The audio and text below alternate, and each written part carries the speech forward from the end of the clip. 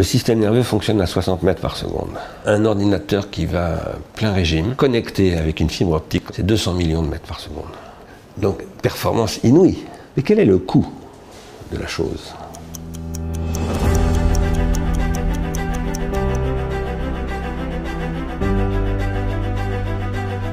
Aujourd'hui, nous avons un système qui produit une perte de savoir généralisée. Ce n'est pas simplement de la mémoire, c'est de la mémoire motrice. Quand vous devez écrire en français, si vous avez besoin de réfléchir à l'orthographe, c'est qu'il y a un problème.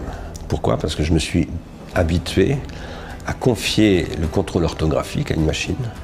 Et du coup, je désactive des connexions. Quand vous avez un savoir, vous savez jouer au foot, vous savez jouer à la belote, vous savez faire la cuisine, vous devenez savoureux pour les autres, donc pour vous-même. Aujourd'hui, votre savoir est remplacé par de l'information. Ce que ça produit, c'est une immense frustration. Parce qu'à partir du moment où vous n'arrivez plus du tout à exprimer la singularité de vos désirs, vous finissez par un jour vous dire « j'ai perdu le sentiment d'exister » et c'est lié au big data. Quand les gens n'ont plus de savoir, ils n'ont plus de saveur. Les big data permettent de développer des performances de calcul et d'analyse absolument fabuleuses. Mais ce qui permet de répondre à une situation, c'est la raison.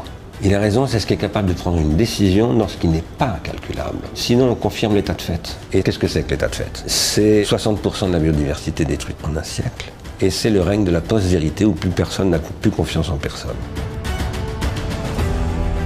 La situation est quand même très préoccupante.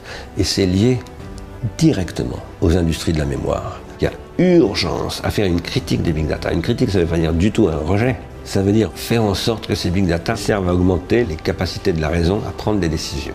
Des décisions qui vont permettre de lutter contre l'entropie et par exemple contre le réchauffement climatique. Et il faut donc aujourd'hui réinvestir dans les big data pour les mettre au service de la raison et non pas de la déraison.